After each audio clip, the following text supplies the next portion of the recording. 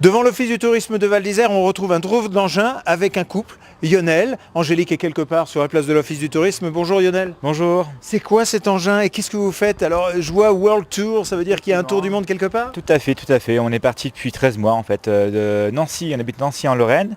Et en un an, on a fait le continent américain, donc du nord au sud en passant par le centre. Bien. Tout à vélo? Tout à vélo effectivement, quasiment, oui. 22 000 km en un an déjà, passé. Déjà, ça veut dire que c'est pas fini? Non, c'est pas fini, il reste encore 2 ans de plaisir. Donc c'est 3 ans de voyage? 3 ans de voyage effectivement.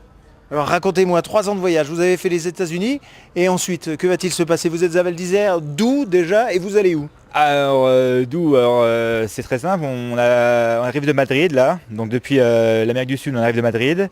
Ah oui, parce que vous n'avez pas fait que les États-Unis, vous avez aussi l'Amérique du Sud. Non, bah oui, on a fait 15... C'est la grande traversée du nord au sud. 15 pays on a fait en un an en fait, 15 pays. Et donc de Madrid on remonte jusqu'à Moscou d'un premier temps. Donc Moscou dans 3 mois maximum j'espère, parce qu'après il fera un peu froid. Et ensuite on fera l'Inde, l'Asie, l'Océanie, puis on rentrera en Europe dans 2 ans.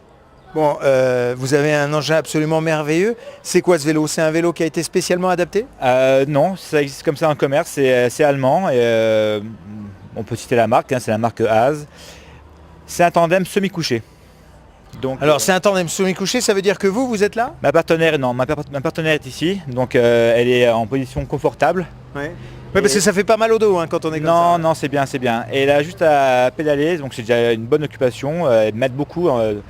Et puis moi je suis derrière, donc position normale avec la direction, les freins et puis les vitesses quoi. Et puis un truc extraordinaire, je ne sais pas si on le voit là, mais ça sert à quoi cette selle qui est amovible? C'est une très bonne selle. En fait l'avantage c'est qu'il n'y a pas de bec de selle, donc pas de contrainte au niveau du périnée. Et puis c'est tout confort, franchement je ne regrette pas. Un bon investissement. Bon, c'est un engin qui a l'air d'être très lourd quand même, ça doit être dur à transporter.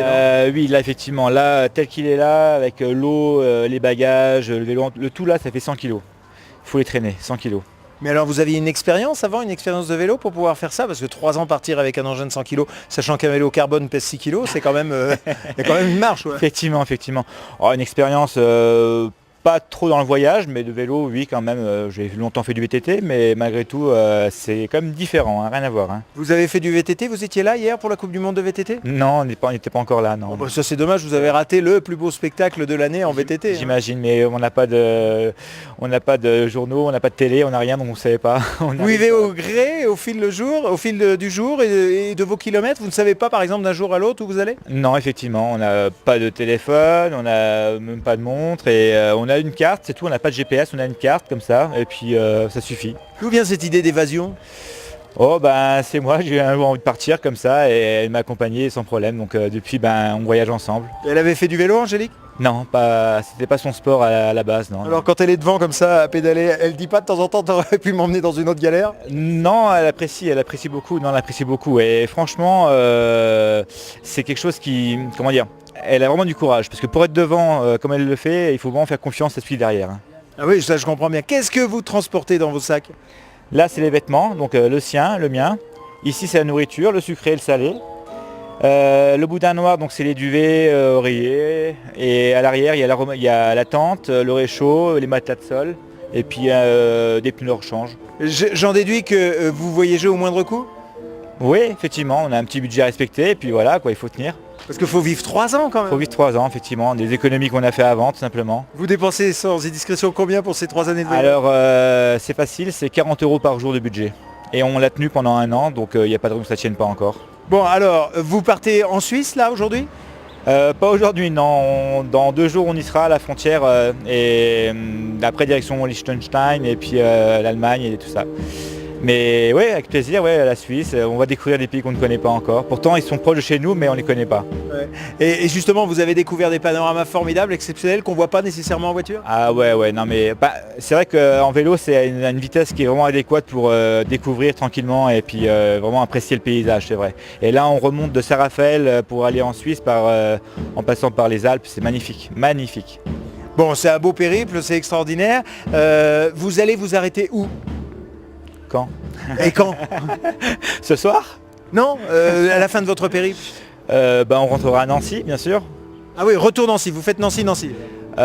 Oui, bien sûr, oui, quand même. Il faut boucler la boucle. C'est important quand même de revenir en fait là où on a commencé. Mais vous parliez de Moscou par exemple, après Moscou, qu'y aura-t-il? Après Moscou c'est l'Inde, parce qu'effectivement Moscou va arriver fin octobre, donc là ce sera déjà limite au niveau du temps, et là on va reprendre un avion pour aller en Inde, côté hémisphère sud, pour pouvoir profiter un peu de la chaleur et puis des bons moments aussi, quoi. Alors justement, parlons des bons moments, mais parlons aussi des mauvais moments. Il y a eu des doutes, des pleurs, des cris, des engueulades? Ah, le Pérou. Pourquoi? Pérou très dur.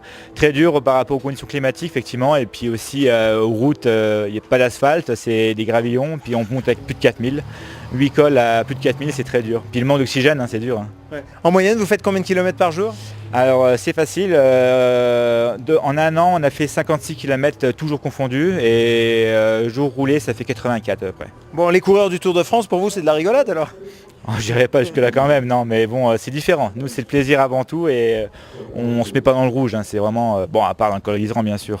Et à l'après Tour du Monde à vélo, qu'est-ce que vous allez faire? C'est une grande question. Normalement on reprend, enfin moi je reprends mon boulot, mais c'est-à-dire? Je suis conducteur de train à SNCF.